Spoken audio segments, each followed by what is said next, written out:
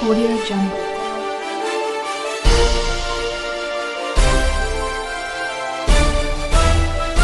Audio Jungle. On the world news tonight from BGI TV Currents. Buhari should hand over power to me, Ezekwesili, Asserts. Tinubu to open talks with G6, Yari, others. Northern Nigeria suffers from self-imposed educational backwardness. Factional Labour Party chairman bowed out of petition court. Umahi suggests 3-tenure, 70-year age limit for legislators. And on sport, CAF decide on how Super Eagles others will qualify. Now the news in detail. Former Minister of Education, Obiageli Ezekwesili, has urged President Muhammadu Buhari to hand over power to her. Ezekwesili said her statement followed lamentations by Buhari supporters over his failure to secure the country's citizens and residents of Nigeria. The former minister, in a tweet on Wednesday, described the president as an ineffectual commander-in-chief of Nigeria Armed Forces. Ezekwesili said she has accepted the vote of confidence by Buhari supporters in her. She wrote, "Let's ask the ineffectual commander-in-chief of Nigeria Armed Forces at M. Buhari to swiftly hand over power to me so I can satisfy his supporters' cry on his ignoble failure to secure the country, citizens and residents of Nigeria. I welcome their vote of confidence in me." After the next story, President-elect Senator Bola Ahmed Tinubu has agreed to open discussions with aspirants on his party's platform who are agreed over the zoning template of the All Progressive Congress APC for the National Assembly leadership positions.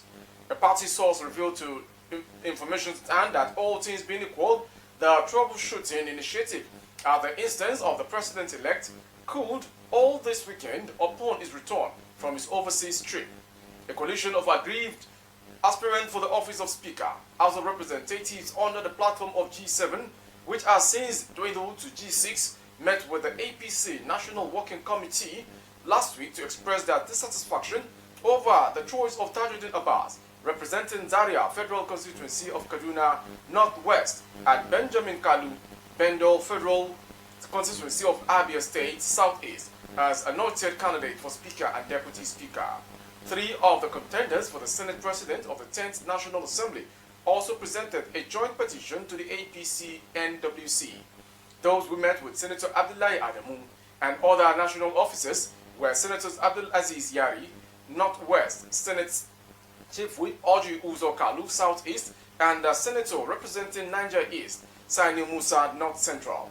The meeting with Tinubu and the aspirants would also have members of the NWC in attendance. According to the source, Benjamin Kalu penciled in to pair with Tajuddin Abbas for the leadership of the Green Chamber, may be traded off to placate the G6. Feelers from the camp of the aggrieved aspirant, however, revealed that they are adamant on an open election or an arrangement that would drop Tajuddin Abbas for the office of Speaker. Going on to the next story. Adamu, Minister of Education, says Northern Nigeria is suffering from self-imposed educational backwardness. The minister spoke on Tuesday at the public presentation of the Core Curriculum Minimum Academic Standard (CCMAS) in Abuja. At the event, Adamu presented the first book in the series and another book in his name. He said there was educational backwardness being witnessed in the northern part of the country caused by the people of the region. The North is in self-imposed educational backwardness because the interest of the North is Islam, and Islam is the greatest promulgator of knowledge, Adamu said. In 859 AD, one Fatima al-Fihri, a Muslim woman, established the first university in the world. At that time, the Italian universities, Oxford and Cambridge universities had not started. The first university is still existing there. It is now in Morocco. And about 100 years after that one, another university was established. The second university in the world before the universities of Europe in Cairo. And just like the first one, this university was established by a Muslim woman, Fatimatu Zahara. So for the first two universities in the world were established by Muslim women, and here people are using Islam to keep women at home. I think it does not make sense. The minister expressed delight about the federal government's recent approval for the creation of 37 new private universities in Nigeria. He said a large number of private universities approved by the Federal Executive Council (FEC) are situated in the north. On the CCMAS, Adamu said the new curriculum would go a long way in adding value to graduates being thrown out from Nigerian universities. He said the launch of CCMAS in 17 disciplines was one of the greatest steps taken by the National University Commission (NUC) to ensure Nigerian university meets current global demands. We must continue to ensure graduates from Nigerian universities are equipped with needed skills, knowledge and expertise in order to succeed in the 21st century, the minister said. And to politics. Shout of a thief, a Yoruba word for thief which is ole, ran in the air as Lamidi Apapa, factional Labour Party chairman, made his way out of the appeal court on Wednesday. Apapa, who had earlier created a scene inside the court, was leaving when a crowd surrounded him. The politician, who was being shielded by a policeman, struggled to get to where his car was parked, but the crowd kept trailing him, recording the incident with their phone. The incident became more dramatic when someone in the crowd removed Apapa's cap and fled. He said he had attempted to speak with a group of journalists after the proceedings, but the continuous noise disrupted the process. Apapa eventually walked away, but he was overshadowed by the crowd. From that story, we go to the next one. The governor of Ebonyi State, Dave Umahi, has suggested that legislators should have fixed three-term tenure and age limit of 70 years. I would suggest strongly that the tenures of legislators should be fixed, and there should be also age limit for legislators. This is very important. You can give them 3 tenures, age limit of 70 years will be good, Umahi said on Channels Television Sunrise Daily on Wednesday today. Umahi, who will be heading to the Senate in June after his 8th year, 2 times as governor, disagreed with the notion that governors who are newly elected as legislators don't have the prerequisite experience to function as lawmakers. The National Assembly is not a retirement home for governors.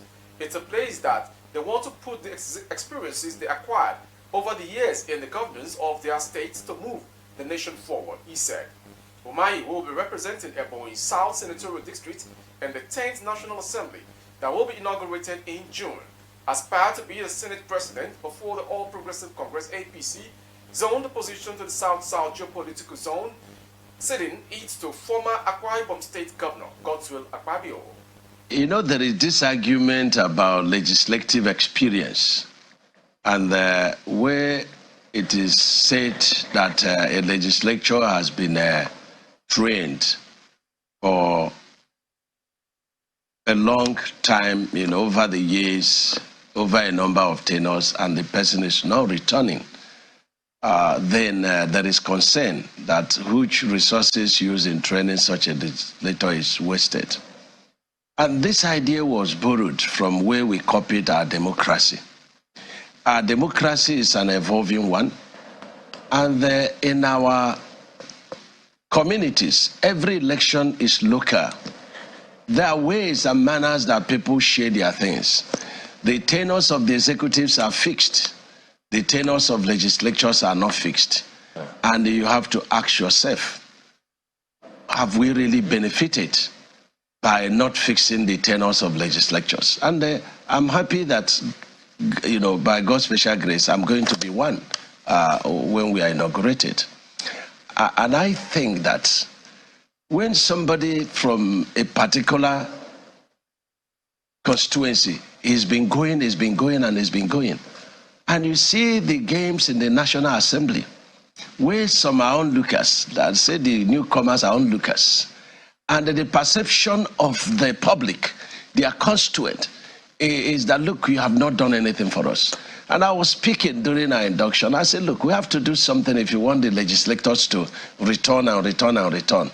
You have to be able to show that they are part and parcel of that government by allowing projects. Even the projects of federal government, it could be done in the name of federal government and that particular legislature that is representing that constituent. And when they didn't see anything, that's how they voted this. And you know, our country, they love change. They love change so much. You know, everybody comes and then they will prefer another person should come. But there is nobody that is perfect in the ways of doing things. But I would suggest strongly that the tenures of legislatures should be fixed. Going on to the next story. In a power twist, the federal government commenced the payment of salary arrears to lecturers in the Department of Basic Medical Sciences, Basic Clinical Sciences, and Medicine across some federal universities. The lecturers are under the Nigerian Association of Medical and Dental Academics, one of the two splinter groups licensed by the government to reduce the influence of the Academic Staff Union of universities. The government had in 2022 implemented a no work, no pay rule against lecturers for 7 months due to the strike embarked upon by the ASU. Effort to get the government to pay the lecturers with L salaries for the duration of ASU strike proved abortive. But the Medical and Dental Consultants Association of Nigeria, a body which encompasses medical doctors in the academics and other consultants medical doctors, explained to the government that medical schools were not shut down during the period of strike, hence the salaries of the members should not be withheld. Speaking with correspondents in Abuja, a source from the Nnamdi Azikiwe University confirmed that medical lecturers are being paid with their withheld salaries. From that story, we go to the next one. Nigerian Association of Resident Doctors, NARD, has tackled the federal government for tagging its 5-day warning strike as illegal. The strike commenced at 8 a.m. on Wednesday, May 17, and would end May 22nd on Monday. NARD National President Emeka Oji, who was a guest on Channel Television Sunrise Daily on Wednesday, asked the federal government to point out the part of the law that makes the strike illegal. I believe that there is no law that says that a warning strike is illegal. If they say a warning strike is illegal, let them prove it to us. We want to see the part of the law that says that a warning strike is illegal, he said. OFG indicated that association had satisfied all the provisions before embarking on the strike, adding that the National Executive Council, NEC, has given the association the mandate to proceed on a walking strike. Or the laws that permits or recognizes warning strike, because the minister says a strike is a strike. Our National Executive Council has given us a mandate to proceed on a warning strike.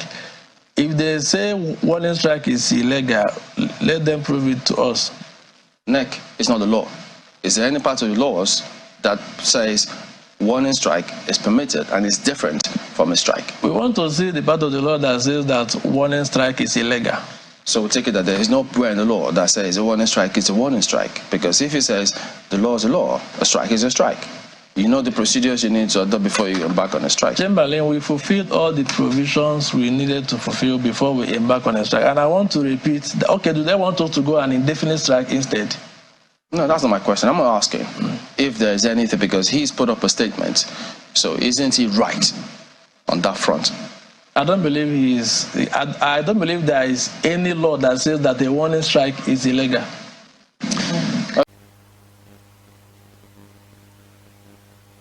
We'll go to the next story. Gunmen have killed over 30 persons in Boyi district of Mangu local government area of Plateau State. ADSP Alfred Alabo confirmed the incident in a statement. Alabo said the commissioner of police in the state, Bartolomeo Onyeka, who described the incident as unfortunate, has directed immediate deployment of armed personnel to the area. The commissioner of police expressed sadness over the unfortunate incident that has claimed the lives of yet to be identified persons from various villages within the area. At about 11:56 p.m. on Tuesday, we received a distress call from one of our police officers in charge of Tenkele village of Mangu that some gunmen were shooting sporadically in a nearby village. The commissioner immediately mobilized all sets in the command to the scene to ensure that the suspects are arrested and brought to book. Further information from the Assistant Commissioner of Police in charge of the Criminal Investigation Department, CID, ACP Bawa Sade, who was also present at the scene, reveals that with the help from other security agencies in the command, the hoodlums were chased away, he said. He explained that due to the superior firepower of the security personnel on ground, the hoodlums abandoned 4 motorcycles, a Sharon vehicle, and some items used for the nefarious activities. Going on to the foreign story.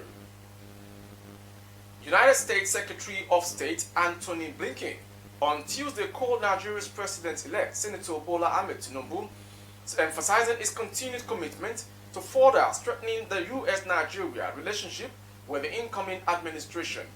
Spokesperson Matthew Miller, who disclosed this in a brief communique, said the secretary noted that the U.S.-Nigeria partnership is built on shared interests and strong people-to-people ties, and that those links should continue to strengthen under the president-elect Tinubu's tenure. Miller further stated that Secretary Blinken and President-elect Tinubu discussed the importance of inclusive leadership that represents all Nigerians. They also spoke about the continued comprehensive security cooperation and reform to support economic growth of the country. Going on to the sports story that ends the world news. Confederation of African Football CAF executives will meet in Algeria on Thursday to decide on the qualifying format for the 2026 FIFA World Cup. The competition will be hosted by North American countries, Canada, Mexico, and USA. It will be an expanded World Cup with 48 teams taking part instead of 32. Africa will be represented by 9 teams at the 2026 Mondial. The Super Eagles failed to qualify for the last edition of the Global Soccer Fiesta hosted by Qatar. CAF will also deliberate on the bids submitted for the hosting of this year's Women's Champions League, as well as the progress report of next year's AFCON in Côte d'Ivoire. With a sports story, we end the world news from BGI TV Comments. More headlines before we go. Buhari should hand over power to me, Ezekwesili, Asserts. Tinubu to open talks with G6, Yari, others.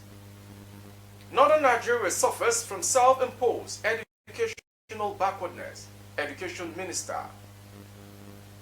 Factional Labour Party chairman bowed out of appeal court. And on sport, CAF decide on our Super Eagles. Others will qualify. For more updates of our broadcast on YouTube, our handle is BGI TV Current. Kindly subscribe and click on the notification bell, select option all, and access our broadcast. On Facebook, Bagide Imo with Alawi Adebayo. Please like and follow the page. Or for advert placement of your goods and services, coverage of events and functions, please dial the phone number streaming on your screen for advert placement only.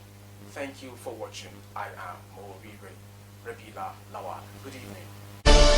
Audio Jungle.